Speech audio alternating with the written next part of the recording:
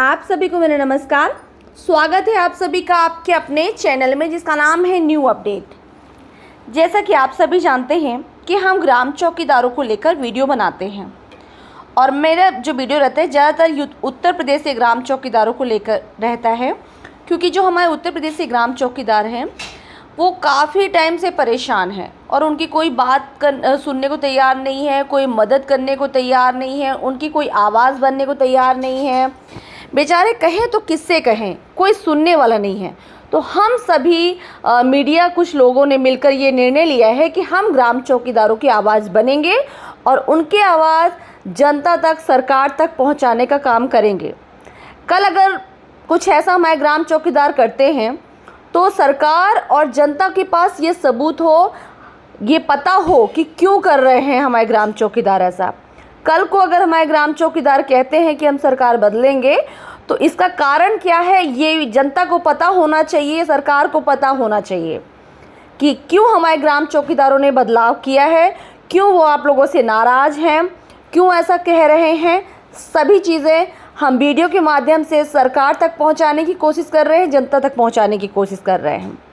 पर दुख की बात हमारे पता है क्या है, हमारे ही डिपार्टमेंट के बीच के लोग कुछ ऐसे हैं जो ग्राम चौकीदार का साथ नहीं दे रहा है। अभी आपके राष्ट्रीय अध्यक्ष जी की बात कर लीजिए, उन्होंने कहा है कि सीक्रेट तरीके से ग्राम चौकीदारों का मानदेय बढ़ेगा। अरे सीक्रेट क्या होता है भैया, सीक्रेट क्या होता है? आचार संहिता लगी हुई है, आपको नहीं पता? आचार संहिता में कोई मानदेय नहीं बढ़ता है, आपको नहीं पता?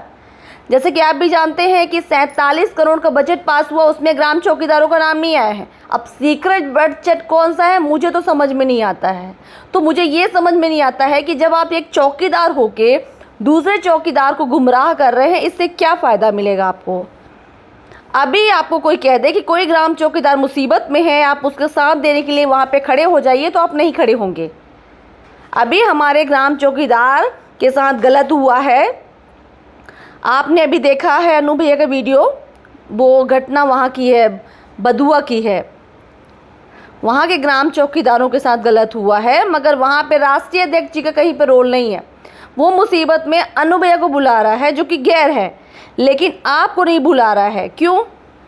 आप एक राष्ट्रीय अध्यक्ष हैं, आप एक मतलब किसी चीज़ को आपको एक जिम्मेदारी दी गई है किसी चीज़ की, आपको ग्राम चौकीदारों के हित के बारे में सोचना है, उनके भले जब भी उन्हें मुसीबत में आए कुछ भी तो साथ देना है ना? वे क्यों बने हैं, क्यों ऐसे पद पे बैठे हैं आप जहाँ पे जो चीज़ संभाल नहीं सकते हैं? आप उल्टा सीधा मतलब जानकारी दे रहे हैं। सीक्रेट क्या होता है भैया? भाई जब वो काम बिना सीक्रेट का कर रहे हैं तो मानदेय क्यों सीक्रेट से बढ़ेगा? बताइए, एक बात बताइए।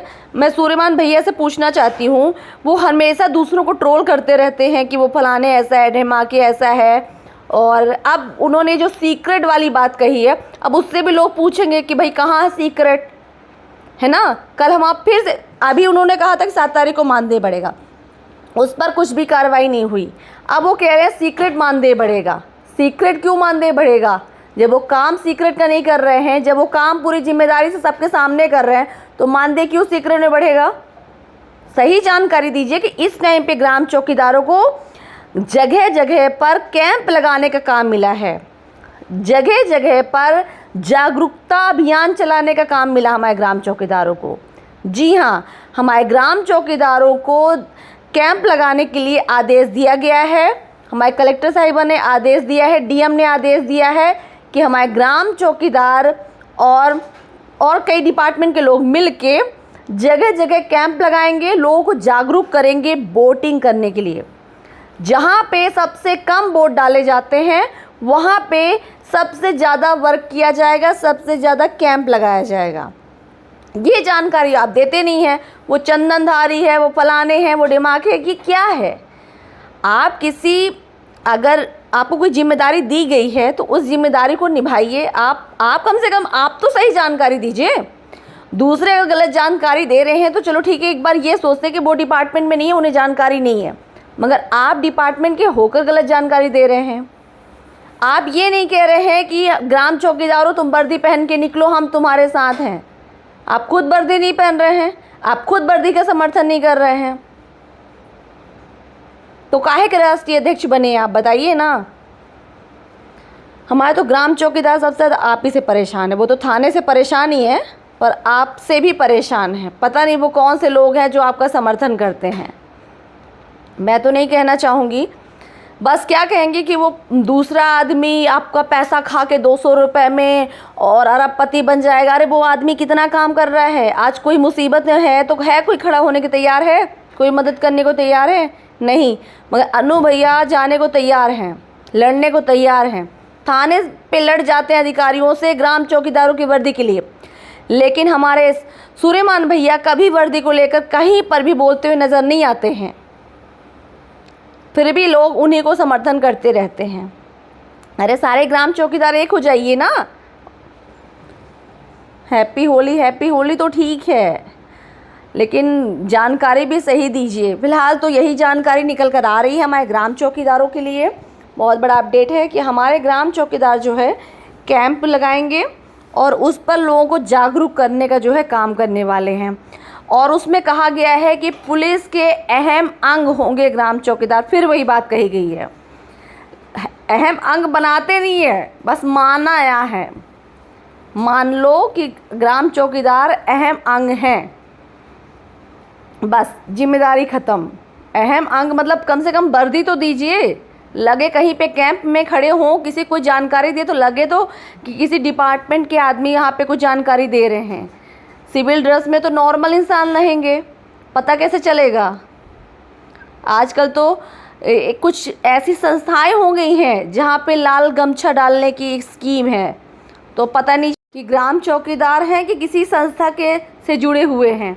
तो मैं यही कहना चाहूँगी, सबसे पहले तो आप लोग सरकार से कहिए कि हम ड्यूटी तो करेंगे, कलेक्टर साहिबा से भी कहिए और जो भी आपसे कहते हैं डीएम से भी कहिए, सभी से कहिए कि सर हम कैंप भी करने को तैयार हैं और काम भी करने को तैयार हैं, लेकिन हमें वर्दी दी जाए। हम बिना वर्दी के आम इंसान लगते हैं तो हम वर्दी पहन के काम करेंगे और हमें सरकार के द्वारा वर्दी दिलवाइए। हम काम तो करेंगे मगर वर्दी में करेंगे, आम इंसान की तरह काम नहीं करेंगे। अब हम इतनी बोलने की हिम्मत तो अब आप में आनी चाहिए। धीरे से कहिए, प्यार से कहिए, समझा के कहिए, जैसे भी कहिए। अगर ज़्यादा नहीं, अगर 50 भी लोग साथ में कह देंगे कि सर हम काम तो करेंगे मगर वर्दी में करेंगे सर, तो मुझे लगता है कि सरकार आप लोग की और आपके जो अधिकारी हैं वो आपकी बात समझेंगे और ज़रूर इस पर ध्यान देंगे। वो कहेंगे कि हाँ ठीक है। जब आप ये कहेंगे कि सर वर्दी पहन के समझाएंगे, थोड़ा बल पड़ेगा, तो सर प्लीज़ थोड़ा वर्दी का इंतज़ाम हो जाए, तो उन्हें भी लगेगा कि हाँ ठीक बोल रहे हैं। यही चुनाव का टाइम है जब आप लोग अपने लिए बेस्ट कर सकते हैं। काम तो सभी अधिकारी देंगे ही क्योंकि चुनाव का टाइम है। ऊपर से प्रेशर आएगा तो वो आप लोग पे प्रेशर डालेंगे। मतलब ऊपर का काम जब भी उनके अधिकारी उनको काम देंगे तो वो आप लोग को काम दे देंगे कि भाई तुम ये कर दो काम, है ना भाई। किसी और से तो करवा सकते नहीं हैं, तो कुछ डिपार्टमेंट के लोग होंगे जो आपसे काम कहेंगे। जैसे आप लोगों ने अभी वो स्कूल और कॉलेज में की, विदाउट यूनिफॉर्म ड्यूटी अब कहीं मत कीजिएगा। आप यही अपने अधिकारियों से बात कर रखिएगा कि सर हम काम तो कर लेंगे लेकिन थोड़ा सा प्लीज़ वर्दी का इंतज़ाम करवा दीजिए सर। अच्छा नहीं लगता सर, विदाउट यूनिफॉर्म काम करते हैं तो सर हम लोग को आम इंसान समझते हैं और हमारा सम्मान भी नहीं करते सर। तो हम भी अगर पुलिस के अंग हैं तो वर्दी तो बनती है सर। तो ऐसे लहा कर मतलब समझा के आप प्यार से कहिएगा अपने अधिकारियों से। मैं लड़ने के लिए नहीं कहूँगी कि पता चला वो आपको प्रताड़ित करने लगे, और मैं नहीं चाहती हूँ कि आप मुसीबत में फंस जाएं। साथ ही मैं फिर से कह रही हूँ आपको कि अगर कोई अधिकारी आपको प्रताड़ित कर रहा है, आप एक अनु भैया 200 रुपये कार्ड बनवा रहे हैं, आप वो कार्ड उस संस्था से जुड़ जाइए ताकि अगर मुसीबत आए तो आप लोग कोई तो मदद करने के लिए खड़ा रहे। चलिए मिलती हूँ ऐसी जानकारियों के साथ। फ़िलहाल आपकी चुनाव ड्यूटी लग चुकी है, वर्दी अब आप ही लोग को मांगनी है सरकार से। कैसे मांगेंगे ये आपके ऊपर है। कमेंट करके मुझे ज़रूर बताइएगा कैसा लगा वीडियो। मिलती हूँ अगले वीडियो में, तब तक के लिए नमस्कार। वीडियो बने रहा कीजिए, वीडियो देखते रहा कीजिए।